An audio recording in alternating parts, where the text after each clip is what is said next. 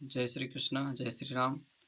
भगवद गीता के अध्याय 2 के 66वें श्लोक में कहते हैं श्री कृष्ण भगवान कि जो कृष्ण भावना से युक्त नहीं है, जो उसका चित्त वश में नहीं होता और ना ही बुद्धि स्थिर रहती है। कहता है जो व्यक्ति कृष्ण भगवान की भक्ति में निष्ठ नहीं है, उसका ना तो चित्त उसके वश में है, ना ही उसकी बुद्धि स्थिर रहती है। वह हमेशा चंचलित मन से जीता रहता है, जिसके कारण उसके जीवन में दुःख होता है।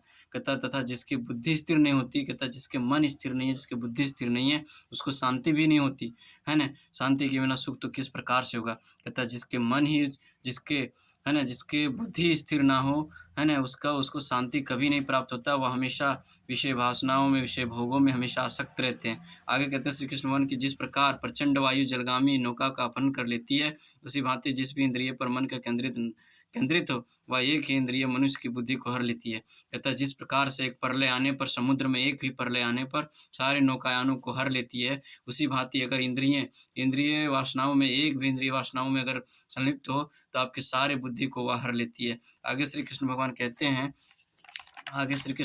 हैं कि यह नितांत आवश्यक है कि सभी इंद्रियां भगवत सेवा में तत्पर विषयों में लगी हुई एक इंद्रियां भी भक्त को मार्ग पर से भ्रष्ट कर देते हैं। कहता है जब जो लक्ष्य है आपका, उस लक्ष्य के प्रति हमेशा आपको सजग रहना चाहिए, क्योंकि आपके मन में कहीं भी एक भी छोटा सा शंका हो, तो उससे क्या हो सकता है, आप अपने लक्ष्य से भ्रमित हो सकते हैं।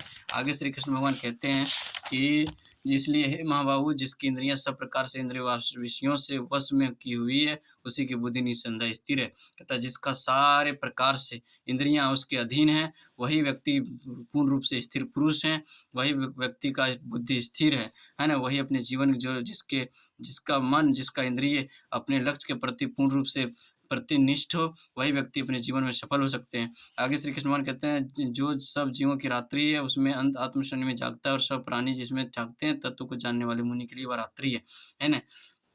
आगे कहते हैं श्री कृष्ण भगवान की जिस प्रकार नदियों के जल से नित्य